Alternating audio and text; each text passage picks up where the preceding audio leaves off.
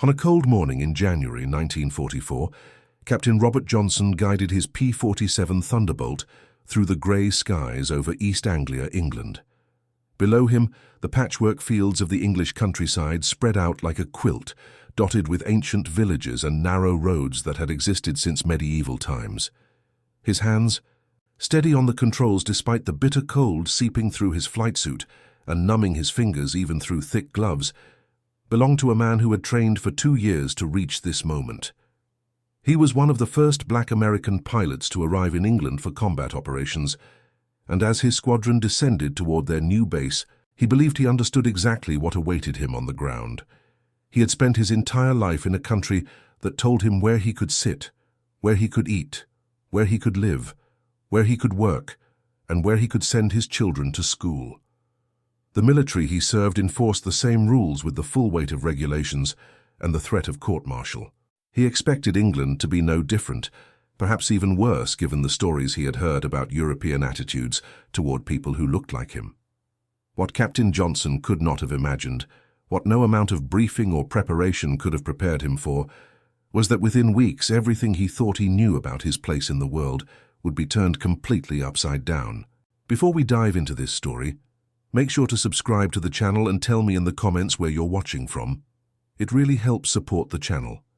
This is the story of how hundreds of black American pilots and crew members discovered a kind of freedom 3,000 miles from home that their own country had denied them since birth, and how that brief taste of equality would transform them into men who could never accept second-class citizenship again, men who would return home and become architects of a revolution that would change America forever. The 99th Fighter Squadron had been activated at Tuskegee Army Airfield in Alabama in March 1941. The facility itself was a contradiction wrapped in irony, a state-of-the-art training center built in one of the most segregated regions of America, in a county where black citizens could not vote, could not testify against white citizens in court, and could be targeted for violence with virtual impunity. First Lieutenant Benjamin Davis, Jr., who would later command the squadron, arrived to find modern hangars and new aircraft sitting in a county where he could not eat in most restaurants or stay in most hotels, where simply being in the wrong place at the wrong time could end in tragedy. The training was deliberately harder than at white flying schools, with standards applied more strictly and failures enforced more readily. Instructors, some skeptical that black men could master complex aircraft, failed students for mistakes that would have earned white cadets a second chance or additional instruction. Of the first class of 13 cadets who began training in July 1941, only 5 graduated. Captain Davis was among them, and he carried with him the weight of knowing that every failure would be used as evidence that the entire experiment should be shut down, that black men lacked the intelligence, the discipline, or the courage to become combat pilots. By the time the 99th departed for North Africa in April 1943, its pilots had accumulated more training hours than most white squadrons, had studied more intensively, had practiced more rigorously. They needed to be better than good. They needed to be perfect, because anything less would doom every black American who dreamed of wings, who looked at the sky and imagined himself among the clouds. Lieutenant William Holloman III sat in the briefing room at their base in Sicily in December 1943, listening to news that would change everything. The squadron was being reassigned, not to another airfield in the Mediterranean, not to continue the missions they had been flying over Italy and North Africa, but to England, to the 15th Air Force, to the heart of the air war against Germany, to the strategic bombing campaign that was bleeding the enemy's industrial capacity and bringing the conflict closer to its eventual conclusion.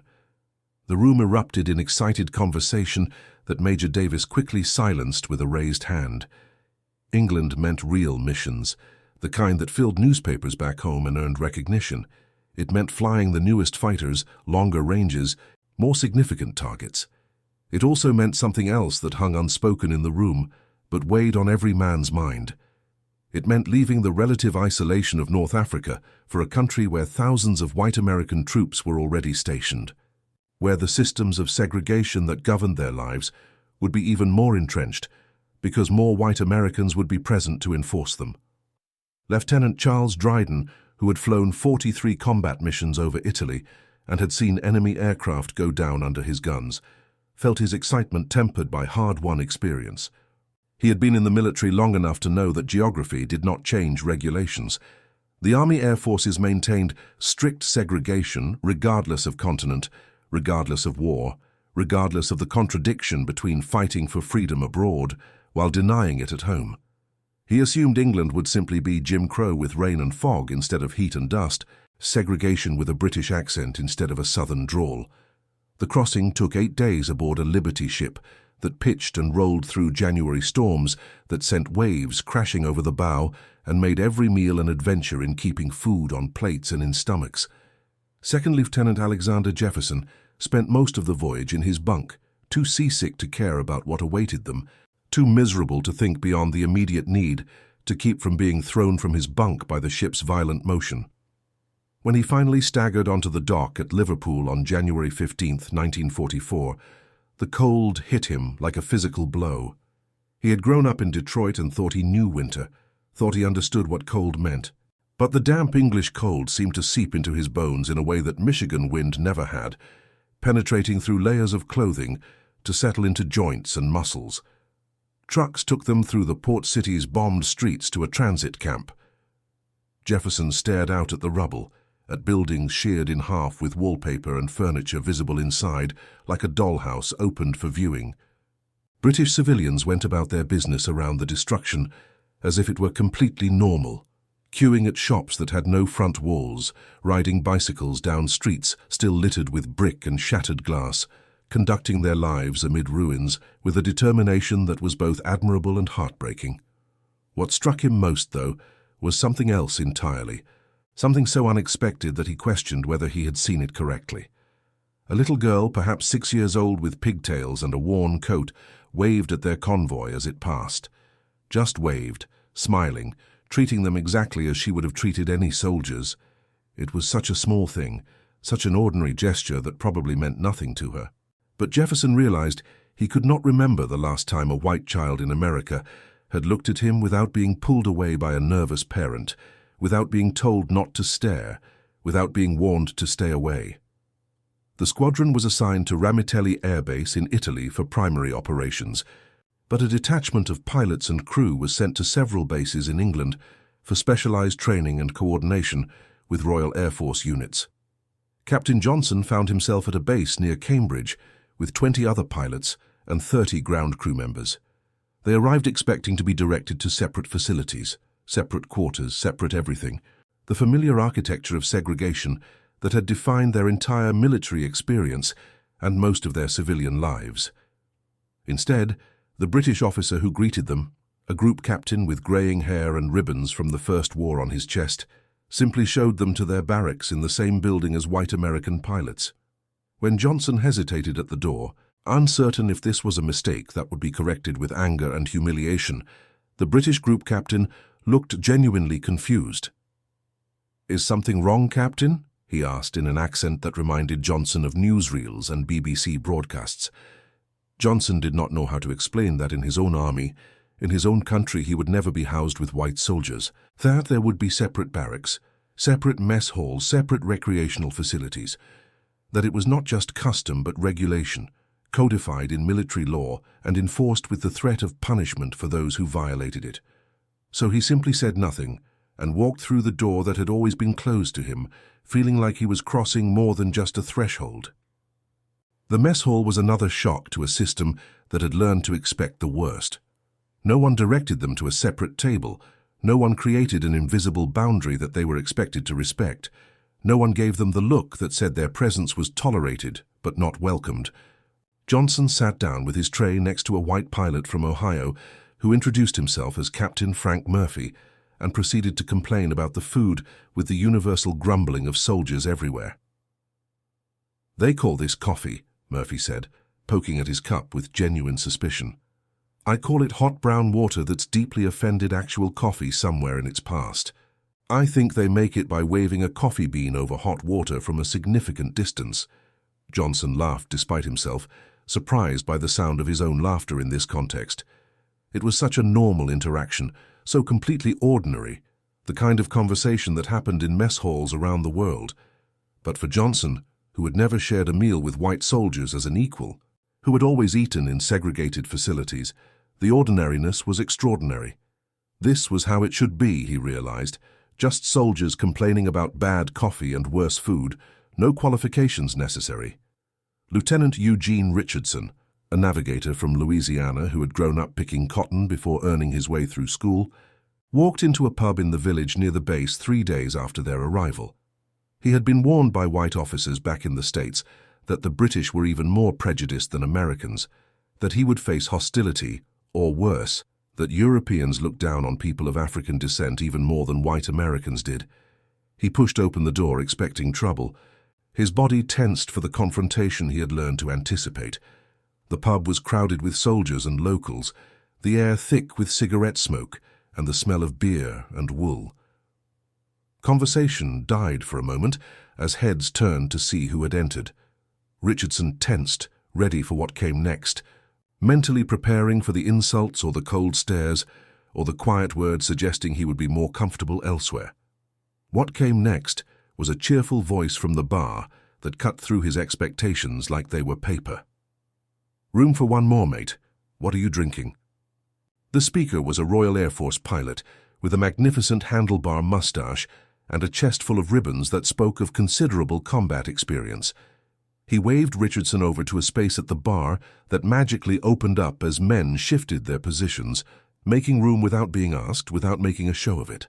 "I'm Flight Lieutenant Hawkins," the British pilot said, extending a hand that Richardson shook, still half expecting this to be some kind of elaborate joke.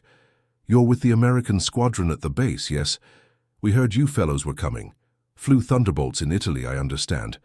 Quite the aircraft. I'm in Spitfires myself, lovely plane, but I wouldn't mind having all those guns you Americans bolt onto everything.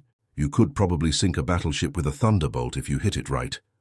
Richardson found himself swept into a technical discussion about aircraft performance and armament that lasted 2 hours. Other pilots, British and American, white and black, joined in and argued about the merits of different fighters with the passion of people whose lives depended on knowing every advantage and limitation of their machines. They debated turning radius and climb rates, firepower and durability, tactics and strategies. Richardson's opinion was sought and valued, his experience in combat relevant and respected.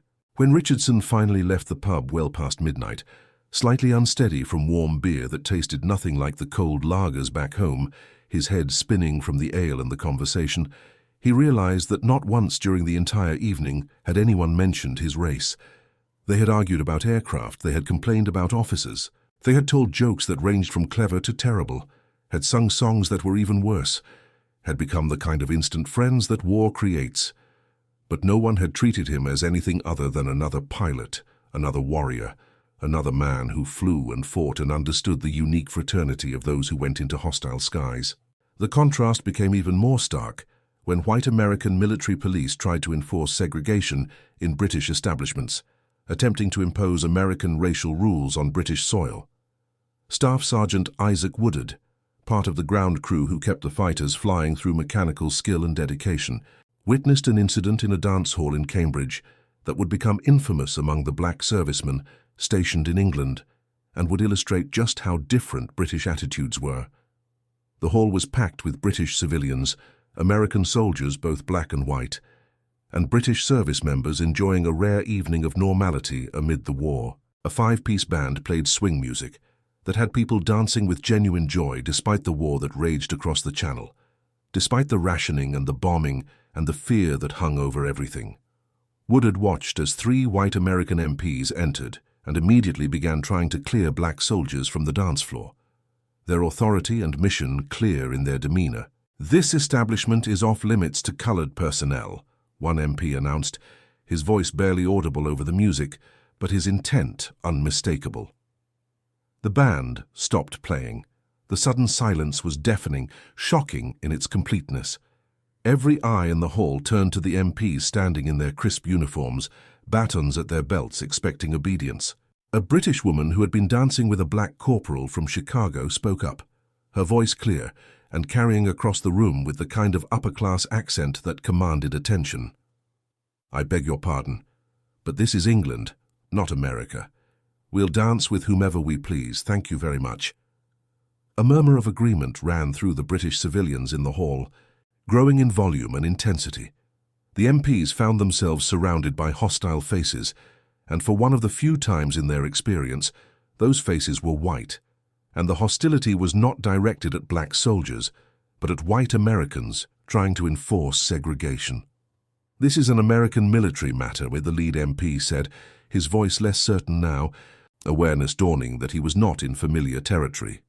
"This is a British dance hall in a British town on British soil," a middle-aged man in a Home Guard uniform responded, "and we don't take kindly to guests telling us who we can and cannot welcome in our own establishments."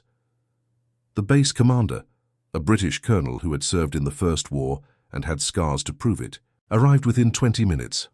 Woodard watched in amazement as the colonel informed the American MPs that they had no authority to enforce American racial policies on British soil, that if they attempted to do so again, they would be banned from the town entirely, and charges would be filed with the American command. The MPs left, their faces red with anger and humiliation. The band started playing again, louder than before, as if to erase the interruption, and Woodard stood there trying to process what he had just witnessed. White people, British white people, standing up for black soldiers against other white people. White Americans at that. Soldiers with authority and power. It was not supposed to work that way. In Woodard's entire life experience, white people stuck together when race was involved, regardless of other factors.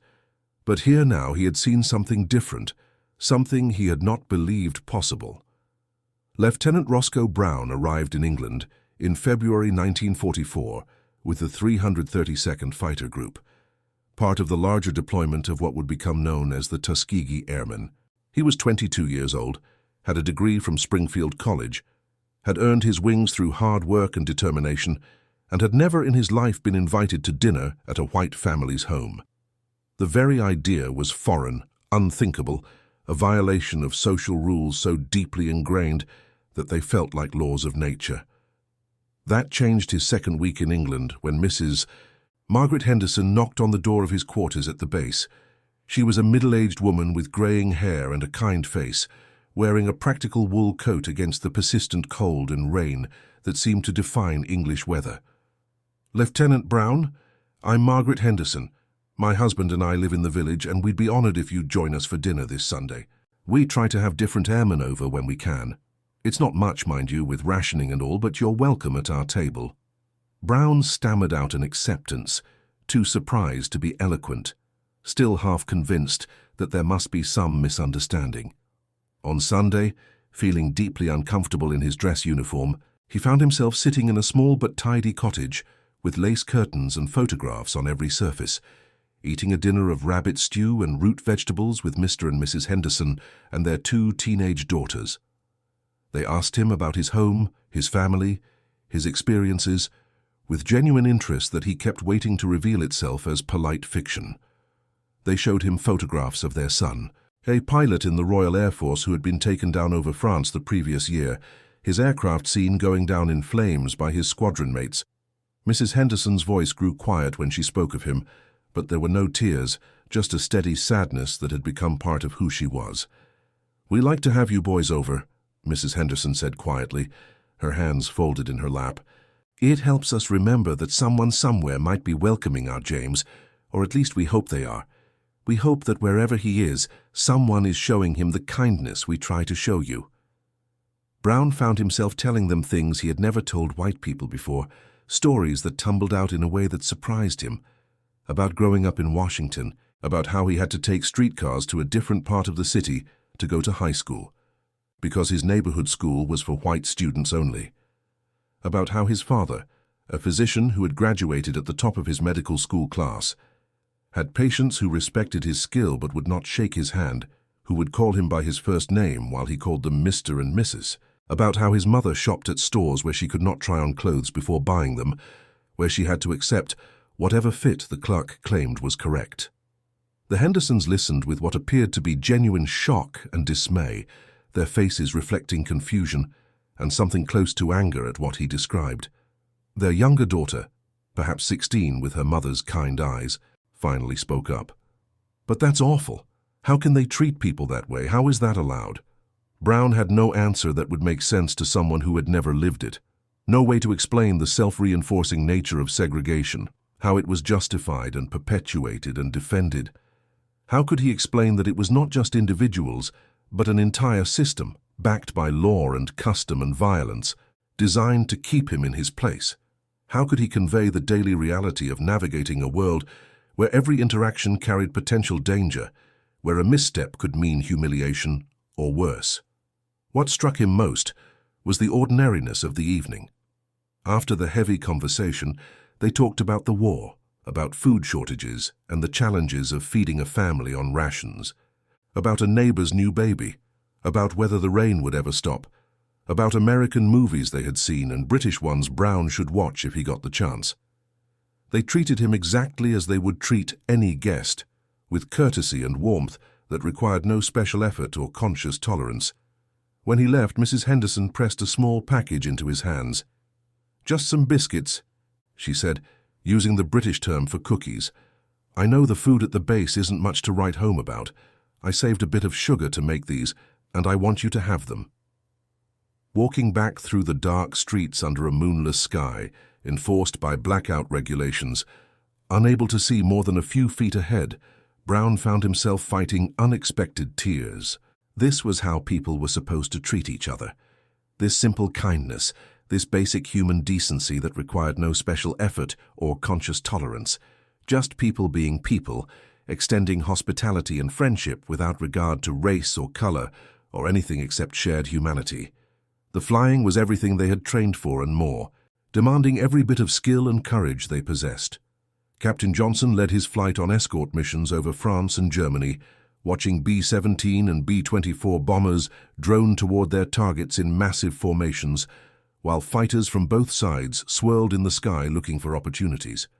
The Thunderbolt was a magnificent aircraft, heavy and powerful, capable of taking tremendous punishment and still bringing its pilot home. It was not as maneuverable as some fighters, but it could dive like a falling anvil and had 8 50 caliber machine guns that could tear an enemy aircraft apart. On a mission in March 1944, Johnson's flight engaged German fighters attacking a formation of bombers near the French coast. The sky filled with tracer rounds and the contrails of aircraft in violent maneuvers, the roar of engines and the chatter of machine guns creating a chaos that training had prepared them for, but nothing could fully anticipate. Johnson lined up behind an enemy fighter, led the target the way he had practiced hundreds of times, fired a burst from his 850 caliber machine guns, and watched the German aircraft trail smoke and dive away toward the ground far below. When they landed back in England, intelligence officers confirmed the victory after cross-referencing reports from multiple pilots and examining gun camera footage. Johnson had his first confirmed air-to-air success. The white pilots from other squadrons who had flown the same mission congratulated him with what seemed like genuine respect, asking about the engagement, discussing tactics, treating him as a fellow pilot who had just scored his first victory. In the air, skill mattered, results mattered. The color of the hand on the control stick did not. But it was in the quiet moments between missions that the real transformation occurred. The slow accumulation of ordinary interactions that revealed how life could be different. Lieutenant Herbert Carter found himself playing chess regularly with a white captain from Montana, who was genuinely good at the game and delighted to find a worthy opponent. They spent hours hunched over the board, arguing about strategy and tactics, their conversations ranging from chess to flying to life back home, with no consciousness of the barrier that would have existed between them in America. Technical Sergeant William Wheeler discovered a shared love of jazz with a white mechanic from New York, and they spent hours arguing the merits of different musicians and trading records that they had brought from home or acquired through the mysterious networks that soldiers always created. Wheeler had grown up in the South, where such friendships were impossible, where even being seen talking to a white person for too long could invite suspicion and trouble. Here, nobody cared. They just listened to music and argued about whether Duke Ellington or Count Basie was the better band leader.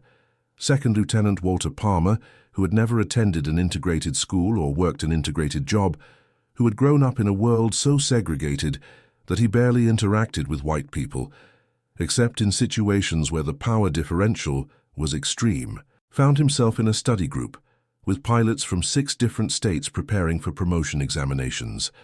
They quizzed each other on regulations and tactics without thought to anything but helping each other succeed, sharing study materials, and testing each other's knowledge with the casual cooperation of people working toward a common goal. These were not dramatic moments. They were not confrontations with bigotry or triumphant victories over prejudice. They were simply normal human interactions, the kind that white Americans took for granted every day of their lives, so ordinary as to be unremarkable. For the black pilots and crew members, they were revolutionary precisely because of their ordinariness. This was what had been denied them. Not special treatment or excessive praise, but simple equality, the basic courtesy of being treated as individuals rather than as representatives of a race. Lieutenant James Wiley sat in the day room one evening in April, writing a letter home to his wife in Atlanta. Around him, a mixed group of pilots played cards, read dog-eared paperbacks, or dozed in chairs with newspapers draped over their faces. He paused, his pen hovering over the paper, trying to find words to explain what England was like, what it meant to him. How could he tell her that he had eaten lunch sitting next to white men who passed him the salt and asked his opinion on baseball without a trace of self-consciousness? How could he describe walking into a shop in town where the clerk smiled and asked how she could help him, with no suspicion or hostility in her voice, no assumption that he might be there to cause trouble? How could he convey the simple fact that he could go where he wanted, when he wanted, without constantly calculating whether his presence would cause trouble, without the mental arithmetic of risk that had governed his entire life? He settled for writing that England was different, that people were kind, that he was well and thinking of her. But the inadequacy of the words frustrated him. This experience was changing something fundamental inside him, shifting the foundation of how he understood the world and his place in it. He was discovering what freedom felt like, real freedom, not the theoretical freedom promised by the Constitution, but the daily lived reality of freedom. And he knew that once experienced, it could never be forgotten, never be unlearned, never be surrendered without a fight. The British civilians seemed genuinely baffled by American racial attitudes, unable to understand the logic or necessity of segregation. Mrs. Dorothy Clark, who ran a small tea shop in the village near the base and who had fed countless servicemen over the years of war, told Lieutenant Charles Hall that she could not understand it at all. "You're all Americans, aren't you? All fighting the same war against the same enemy. Seems to me that's all that should matter. The enemy doesn't ask what color you are before they engage with you, do they? Bullets don't discriminate, so why should people?" Hall tried to explain the history, the complicated legacy that stretched back centuries in America, the laws and customs and violence that enforced racial hierarchies. He talked about how segregation was justified as natural and necessary, how it was defended as being better for everyone, how those who challenged it faced economic reprisal or physical violence. Mrs. Clark listened, shaking her head throughout his explanation. "Well, it's daft is what it is. Absolute nonsense from top to bottom. You seem a perfectly nice young man to me. Would you like more tea? And I've got some scones that came out quite well despite the rationing." That phrase, perfectly nice young man, echoed in Hall's mind for days, weeks, months. Not nice for a colored fellow, or well-spoken for your race, or any of the qualified compliments he had received his entire life from white Americans who thought they were being progressive. Just a nice young man, full stop. No qualifications necessary, no surprise that he was articulate or polite or intelligent, just an ordinary young man worthy of ordinary courtesy and kindness. The transformation was not universal or complete. Some white American soldiers brought their prejudices with them across the Atlantic and tried to maintain segregation through intimidation and violence. Fights broke out in pubs and on street corners. White soldiers from the South in particular seemed personally offended by the sight of black soldiers being treated as equals by British civilians, as if this somehow diminished them or threatened the world they knew. But the British were having none of it, responding to American attempts to enforce segregation with confusion and then anger.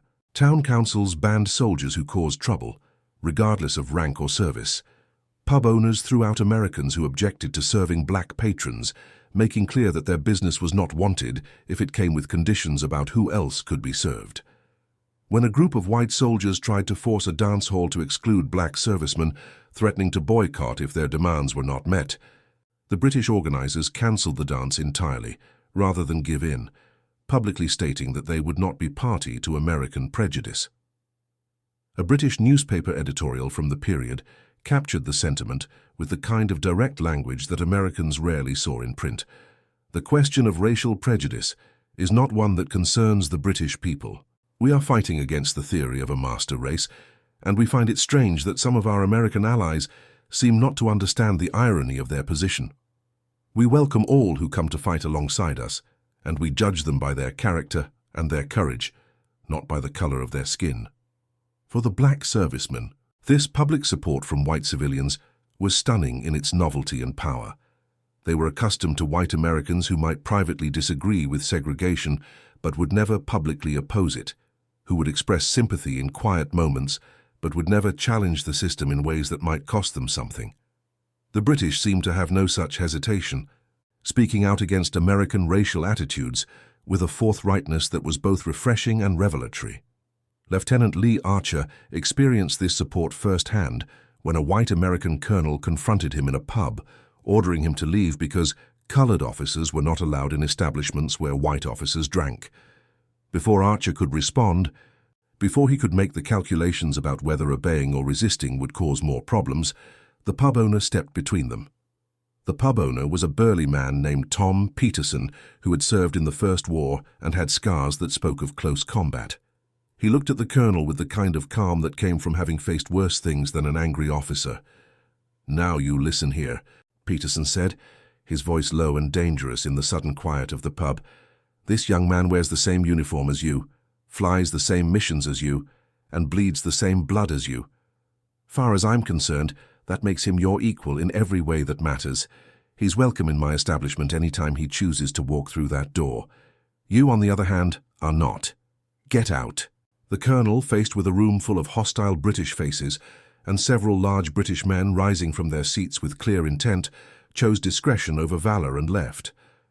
Archer stood there in shock, not just at being defended, but at the casual confidence with which Peterson had done it, as if it were the most obvious thing in the world that all soldiers deserved equal treatment, as if the colonel's attitude was the strange aberration rather than the norm. Peterson returned to polishing glasses as if nothing unusual had happened. One of the British pilots raised his pint in Archer's direction. "Don't let the bastards grind you down, mate. You've earned your place here, same as any of us." The missions continued through spring and into summer, the air war intensifying as Allied forces prepared for the invasion that everyone knew was coming. The black fighter squadrons compiled exceptional records that even skeptics could not dismiss. They escorted bombers deep into enemy territory and brought them home safely, their fighter cover proving crucial to mission success. They engaged enemy fighters and held their own, scoring victories and preventing losses. They proved mission after mission that skill and courage had nothing to do with the color of a pilot's skin, that the arguments used to justify their exclusion from combat aviation were lies. Captain Wendell Pruitt and First Lieutenant Gwyn Pearson pulled off a remarkable feat in July that became part of fighter pilot legend, working together to force down an enemy vessel using only their aircraft's machine guns. The unprecedented success earned them both distinguished flying crosses and made headlines back in the States, photographs of the two pilots appearing in newspapers that normally ignored black achievement. But for Pruitt, the real victory was the respect he saw in the eyes of white pilots who had initially doubted that black men belonged in fighters, who had assumed that politics rather than merit had earned them their wings. By August 1944, as Allied forces fought their way across France toward Germany, the Tuskegee Airmen had established a reputation that preceded them. Bomber crews specifically requested their escort, feeling safer, knowing that the fighters with the distinctive red tails painted on their aircraft would be watching over them. White pilots who had never spoken to a black person as an equal before the war now swapped stories and strategies with them as fellow warriors. The shared experience of combat creating bonds that transcended the racial divisions they had been taught. Lieutenant Robert Williams received a letter from his mother in Philadelphia in September that captured both pride and fear. She wrote that she had seen newsreels at the cinema showing the fighter pilots, and that the announcer had spoken of their bravery and skill without mentioning their race at all, as if they were simply American heroes. For a few minutes in a dark theater, his mother wrote, they were just American heroes, their achievements standing on their own merit. But underneath the pride in her words, Williams could sense the fear, the maternal worry that went beyond concern for his safety in combat, the fear of what would happen when he came home, the fear that a man who had tasted equality would never be able to swallow segregation again, would never be able to go back to accepting the limitations and humiliations that had been his daily reality. She did not write it explicitly, but he could read between the lines, could hear the unspoken worry in her carefully chosen words. She was afraid of what this freedom would do to him, how it would change him, and what price he might pay for that transformation. She was right to be afraid. Every black serviceman in England was being transformed by the experience in ways subtle and profound. They were discovering what life could be like in a society that judged them as individuals rather than as representatives of their race. They were learning that the limitations they had accepted their entire lives were not natural or inevitable, but imposed by human choice, maintained by human action, and therefore capable of being changed by human will. They were developing expectations that could never be satisfied by a return to segregation, standards for how they deserved to be treated that America was not yet willing to meet. Technical Sergeant Samuel Jefferson helped repair damaged aircraft and maintain the squadron's fighters, his skilled hands and extensive knowledge keeping pilots alive and planes flying. He was good at his job, as skilled as any mechanic in the Air Force, capable of diagnosing problems by sound alone and fixing them with improvised tools when necessary. In England, white officers and mechanics acknowledged that skill without caveat or qualification.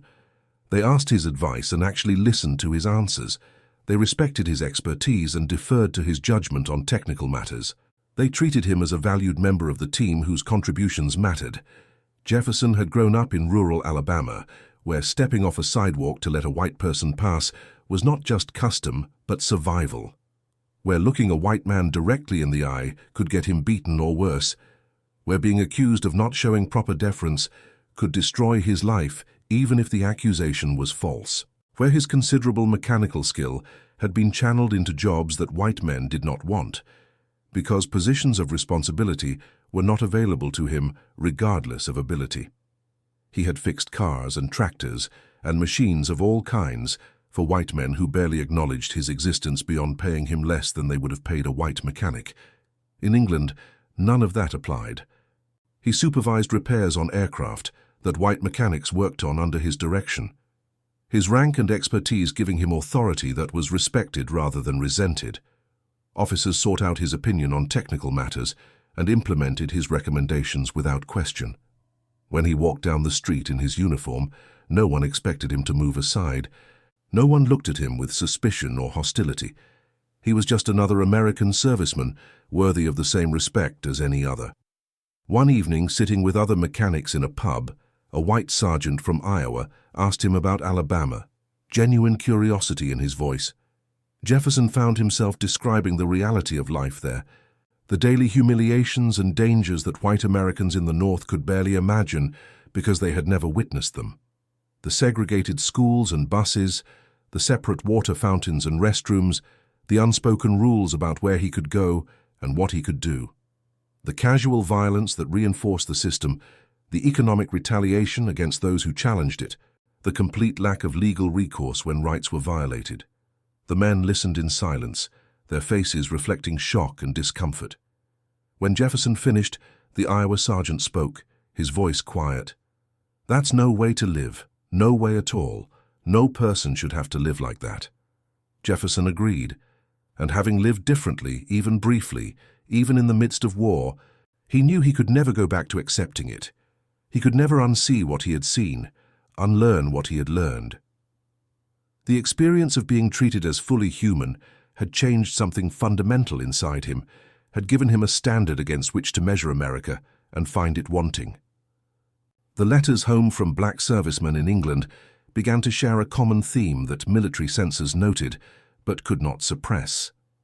They described a place where they could be fully human, fully American, fully themselves, where their uniforms meant something beyond just wearing cloth, where their service was honored rather than tolerated, where the content of their character mattered more than the color of their skin, where they could walk into a shop or a pub or a home and be welcomed without question or qualification. This was dangerous knowledge, and every officer in command understood it even if they did not speak it aloud. You could not show men freedom and then expect them to docilely accept oppression. You could not treat them as equals and then demand they behave as inferiors. You could not ask them to fight for democracy abroad and then deny them democracy at home without facing the contradiction. The black servicemen returning from England would be changed men, and that change would ripple through their communities and eventually through the nation. Lieutenant Milton Brooks wrote to his younger brother, a student at Howard University, describing his experiences in England in detail. He urged his brother to finish his education, to prepare himself, because after the war, things were going to change. They had to change.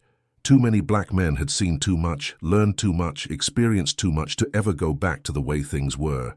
They had proven their worth in the most demanding circumstances imaginable. They had earned respect from people who had no reason to give it except that it was deserved. They would demand that same respect in America, and they would not be satisfied with excuses or delays. The air war over Europe intensified through autumn 1944 and into winter, as Allied forces closed in on Germany from all sides. The black fighter squadrons flew mission after mission, escort duty and ground attack, through flak and enemy fighters, and weather that grounded less experienced pilots. They lost men, good pilots and crew members who went down over France or Germany and were never seen again. Their aircraft disappearing into clouds or exploding in mid-air or spiraling down to earth, trailing smoke and fire. Each loss was mourned deeply, pilots gathering in quiet grief to remember friends and squadron mates. But each mission flown proved the point that needed proving, the truth that had to be established beyond any doubt. Black pilots were not experimental. They were not probationary. They were not tokens or symbols or political statements. They were fighter pilots, full stop, as capable and courageous as any who flew, as skilled as any who wore wings, as worthy as any who served. In December 1944, Captain Johnson led a flight escorting bombers to targets deep in Germany. The weather was terrible, with clouds forcing them to fly on instruments for long stretches, the world outside the cockpit reduced to grey nothingness that made it impossible to maintain visual contact with other aircraft. German fighters appeared out of the overcast, attacking the bomber formation with determination born of desperation, knowing that each mission that got through brought their homeland closer to defeat. Johnson's flight engaged, and in the swirling dogfight that followed through clouds and clear patches, he found himself separated from his squadron. His radio was damaged either by enemy fire or by the violent maneuvers of combat, leaving him alone with static and his own breathing. He was alone in hostile skies with fuel running low and no clear idea of his exact position, the clouds obscuring landmarks and the adrenaline of combat, making it hard to remember exactly how long he had been flying. For 10 minutes that felt like hours. He navigated by compass and instinct, and the training that had been drilled into him through hundreds of hours of instruction. He tried to find his way back toward England through the clouds, every moment expecting to either run out of fuel or emerge from the overcast to find himself surrounded by enemy fighters. He talked to himself, to the aircraft, to anyone who might be listening, trying to stay calm and focused when every instinct screamed at him to panic. When he finally broke through into clear air, he found himself over the English Channel with his fuel gauge showing nearly empty, the needle kissing the bottom of the dial. He coaxed the Thunderbolt across the water, talking to the aircraft like it could hear him, promising it a gentle landing if it would just keep flying a little longer, just a little bit more. His eyes flicked between the fuel gauge and the horizon, waiting to see the English coast appear, praying that his calculations were correct and he was actually heading the right direction. He made it to the English coast with fuel for perhaps 5 more minutes of flight, maybe less. The first airfield he saw he landed at, not caring whose it was or whether he had permission, just grateful to see a runway. He brought the big fighter down on a runway that belonged to a British bomber base, his touchdown less than graceful but effective. He climbed out of the cockpit on shaking legs as British ground crew ran toward him, his uniform soaked with sweat despite the cold. "Good show, old boy," a British sergeant said, looking over the bullet holes in Johnson's aircraft with professional interest. "Bit of a rough trip, was it?" Johnson started laughing and could not stop, the release of tension and fear coming out as uncontrollable mirth. Here he was, having barely escaped with his life from combat over Germany, having navigated back through terrible weather with a damaged radio and nearly empty fuel tanks, and this British sergeant was treating it like he had had a minor inconvenience on a country drive. The understatement of it, the unflappable British calm in the face of violence and danger, was somehow exactly what he needed in that moment. They gave him tea, which he was learning to actually enjoy despite its strange taste and excessive consumption by the British, and arranged transport back to his base. The British pilots wanted to hear about the combat, and Johnson found himself describing the mission to an audience that listened with professional interest and asked technical questions about tactics and enemy capabilities. Not one person mentioned his race. They only cared about the flying, the fighting, the story of a pilot who had made it home when the odds were against him. He was just another pilot with a story to tell, no different from any other who had faced death and survived. This, Johnson thought as he rode back to his base in a British truck, driven by a cheerful corporal who complained about the weather, was what it should always be like. Pilots talking to pilots, warriors respecting warriors, people treating people as people, judged by their actions and their character rather than their color. By early 1945, the tide of war had clearly turned in favor of the Allies. Soviet forces were pushing into Germany from the east, while American, British, and other Allied forces advanced from the west.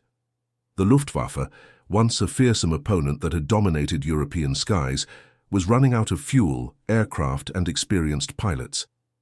The Black Fighter squadrons continued flying missions, but the nature of combat was changing as German resistance crumbled, and the end of the war came into sight.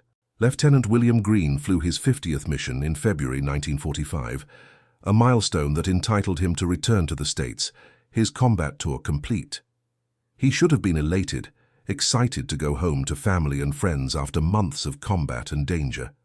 Instead, he found himself dreading the return, feeling something close to grief at the prospect of leaving England. In England, he had been a fighter pilot, period, full stop. No qualifications, no asterisks, no hidden meanings. He had been respected for his skill, valued for his contribution, treated as an equal by the men he served alongside regardless of their race. The British civilians had welcomed him into their homes and pubs and communities as just another American serviceman. When he went home, he would be a black man who happened to be a fighter pilot. The qualifier would come first, always. The color of his skin would be the first thing people saw, the primary fact about him, more important than his wings or his medals or his accomplishments. He sat in his quarters the night before his departure, surrounded by the small souvenirs he had collected during his time in England. A photograph of himself with British pilots he had befriended, all of them grinning at the camera, with arms around each other's shoulders. A beer mug from the pub in the village, where he had spent countless evenings in conversation and laughter. A letter from a British family thanking him for his service, written in careful handwriting on good paper. Simple things that represented a period of his life when he had been fully human in the eyes of those around him, when he had been judged by who he was rather than what he looked like. The journey back to America was strange and disorienting, like traveling backwards through time. With each mile westward across the Atlantic, Green could feel the weight of segregation settling back onto his shoulders, like a physical burden. By the time the ship docked in New York, he had already been reminded multiple times by white officers and soldiers that he was back in a country where his place was prescribed and limited, where the uniform he wore commanded less respect than the skin he wore it in. The train south to Tuskegee carried him through a landscape he knew intimately, through cities and towns that had not changed while he was away, through cities where he could not eat in most restaurants or stay in most hotels despite his uniform and medals, through towns where his presence would mark him as dangerous a black man who might have forgotten his place, who might have gotten ideas above his station, through a country that had needed his service desperately enough to train him and send him into combat, but would not grant him the simple equality he had experienced as a matter of course in England. At the base, other pilots who had returned from England gathered in quiet conversations that had an almost clandestine quality. They spoke of what they had seen, what they had experienced, how it felt to be back in a place that denied them the humanity that British strangers had freely granted.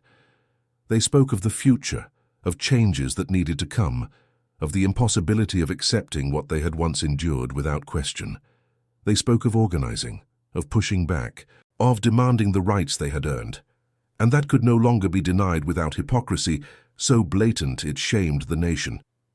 They did not know it yet, sitting in those small groups, sharing their experiences and their anger and their determination. But they were becoming the vanguard of a transformation that would reshape America. They were men who had seen that another way was possible, who had lived, even briefly, in a society that judged them by their abilities rather than their ancestry. They were men who would refuse to go back to accepting less than their full rights as Americans, who would demand equality with the moral authority of those who had earned it in the most demanding circumstances imaginable. The returning servicemen brought more than combat experience and medals back from England.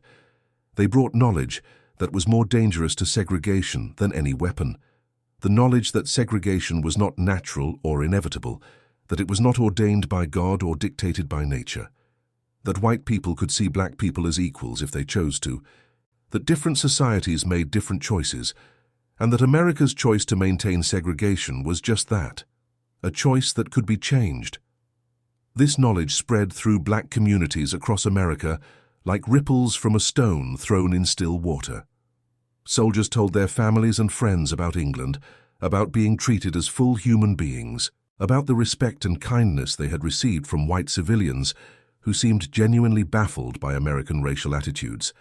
The stories passed from person to person, community to community, creating a rising expectation that things must change, that the old order could not and would not survive the war. The Tuskegee Airmen became symbols of both black capability and American hypocrisy. Their achievements used to argue both for integration and against it depending on the speaker's agenda. They had proven themselves in the most demanding environment imaginable, in combat against a skilled and determined enemy. They had escorted bombers, engaged enemy fighters, completed hundreds of missions with skill and bravery that earned recognition even from those who had initially doubted them. They had earned distinguished flying crosses, bronze stars, air medals, and other decorations for their service, their valor recognized even when their humanity was not. And yet, in their own country, they could not drink from the same water fountains as white Americans, could not eat in the same restaurants or attend the same schools or live in the same neighborhoods, could not vote in much of the South despite being old enough to die for their country, could not enjoy the freedoms they had fought to defend, the democracy they had risked their lives to preserve. This contradiction was not lost on anyone, least of all the airmen themselves. Lieutenant Alphonso Davis, who had flown 70 missions over Europe and had been recommended for the Distinguished Flying Cross for his courage and skill, tried to buy a house in a white neighborhood in Los Angeles after the war, and was turned away by a real estate agent who barely looked at him. He had faced German fighters and flak without flinching, had made decisions that determined life and death, but he could not live where he chose in the country he had fought for. The anger this produced was not the helpless rage of the powerless, but the directed fury of men who knew their worth and demanded recognition. The Tuskegee Airmen and other black servicemen returning from England had seen proof that equality was possible, that it was not some impossible dream, but a practical reality that existed in other places. They would no longer accept explanations for why it was impossible in America, would no longer believe the lies told to justify their oppression. Some historians argue that the civil rights movement truly began not in Montgomery in 1955 or at lunch counters in 1960, but in the pubs and homes and airfields of England during the Second World War. When black servicemen discovered that white people could treat them as equals, that ordinary white civilians could see past color to character, the moral foundation of segregation crumbled. All that remained was the long, difficult, dangerous work of tearing down the structures built on that false foundation, of forcing America to live up to the promises it made but never fully kept. Captain Johnson, who had landed in England expecting more of the same discrimination he had always known, returned to America a fundamentally changed man. He had commanded men in combat, had made decisions that determined whether people lived or died, had proven himself in the most demanding crucible imaginable. He would never again accept being told where he could sit or eat or live, based solely on his race.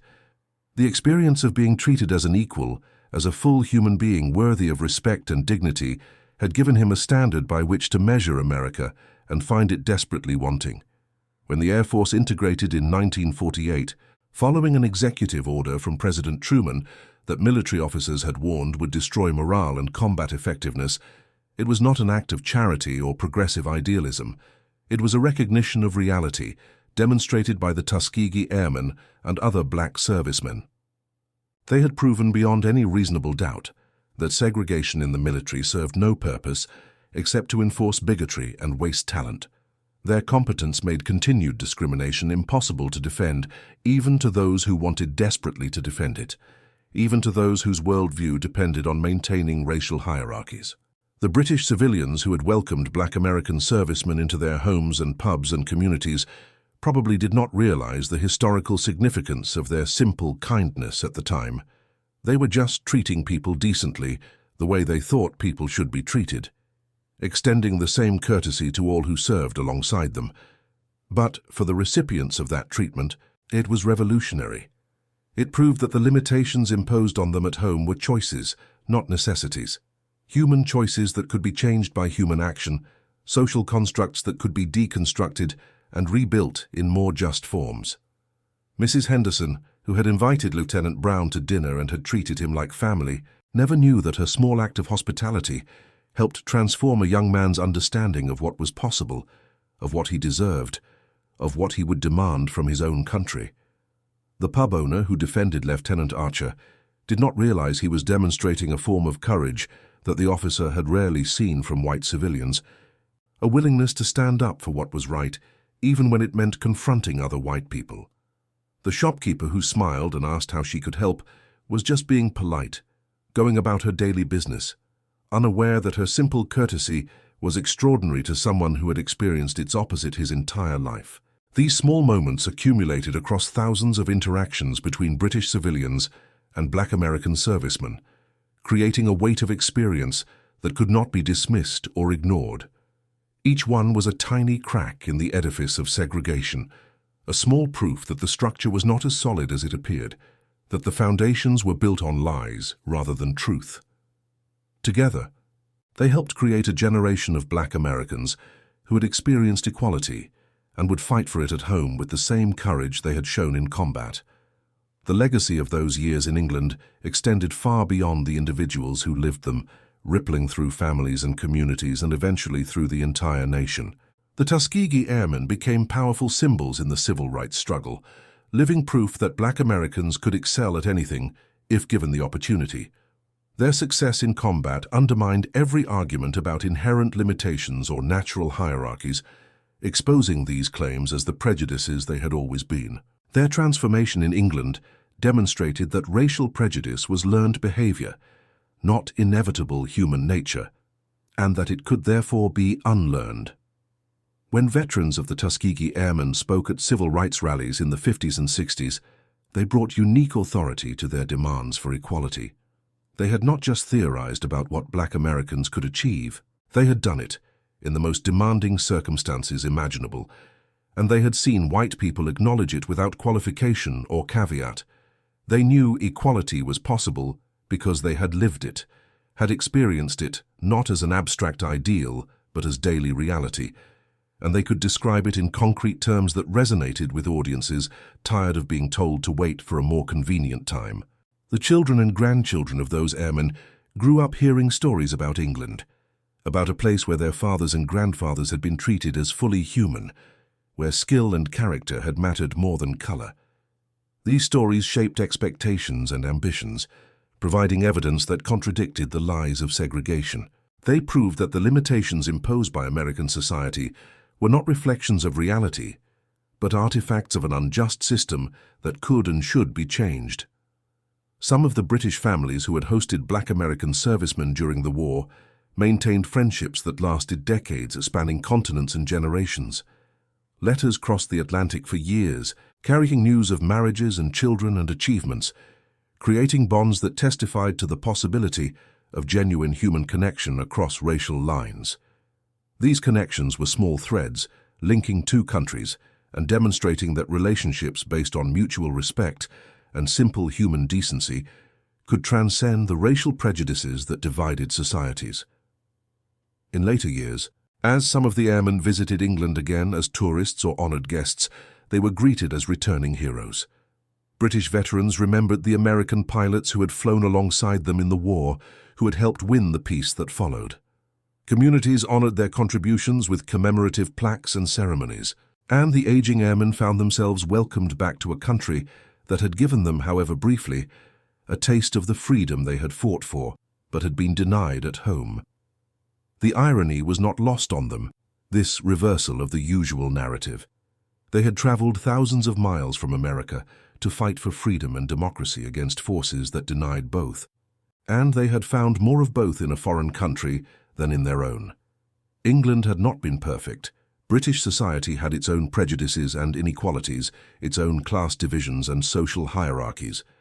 But in the specific context of their treatment of Black American servicemen, the British had demonstrated a fundamental decency that stood in stark and embarrassing contrast to American segregation. This contrast was politically significant beyond its immediate impact on individual servicemen.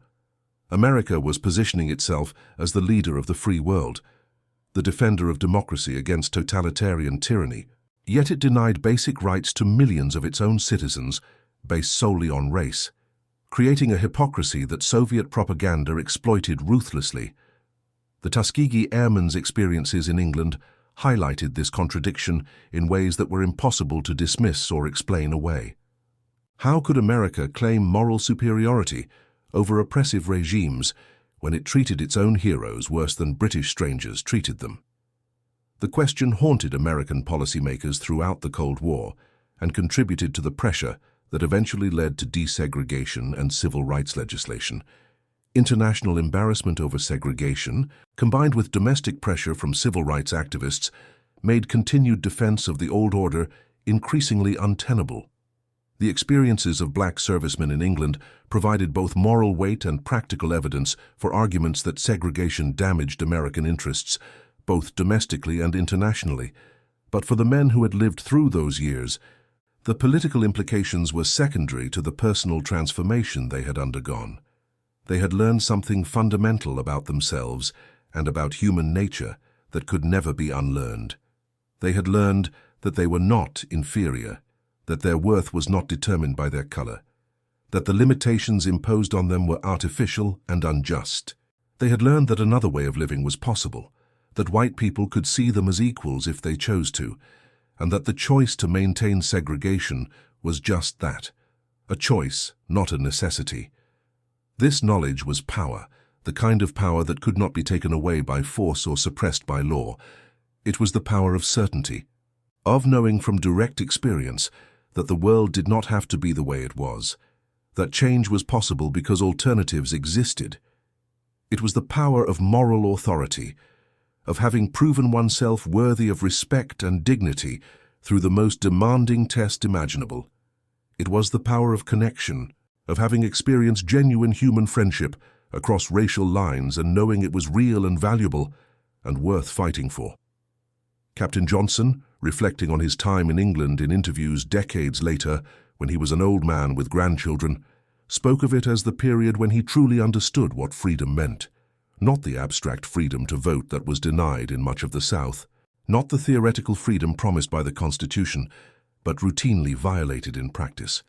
The daily freedom to walk down a street without calculating threat levels, to enter a shop without preparing for humiliation, to sit in a pub without wondering if he would be welcome, to be treated as an individual rather than as a representative of his race. England showed us what America could be, he said in a PBS interview in the 1980s, his voice still strong despite his age. Not what it was, but what it could be if it actually lived up to its own ideals.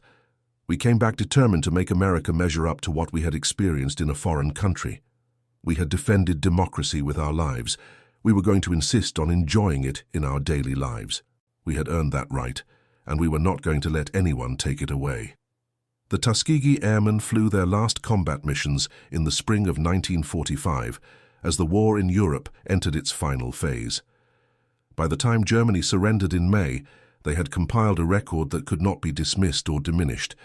They had flown over 15,000 sorties into hostile territory, destroyed over 100 enemy aircraft in air-to-air combat, damaged or destroyed numerous ground targets, and escorted bombers on missions deep into enemy territory with a level of dedication that earned them respect, even from those who had doubted them. They had earned numerous distinguished flying crosses, bronze stars, air medals, and other decorations for their service and valor.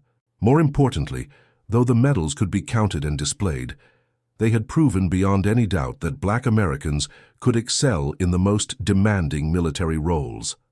They had demolished the arguments used to justify segregation in the armed forces, had exposed those arguments as the bigotry they had always been. Their success made continued discrimination impossible to defend on any grounds except pure racial prejudice, and that was becoming increasingly difficult to defend in a nation that had just fought a war against a regime based on racial hierarchy. When they returned home, they carried with them not just medals and combat experience and the trauma that came from witnessing death and dealing it, but a vision of what their country could become. They had seen white people treat black people as equals, had experienced a society where their abilities mattered more than their ancestry, where they were judged by their character and their actions rather than their color.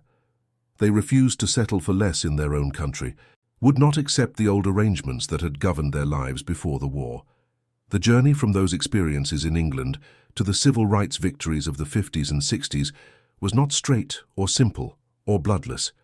It required decades of struggle, countless acts of courage, both large and small, sacrifices by thousands of people whose names would never be remembered.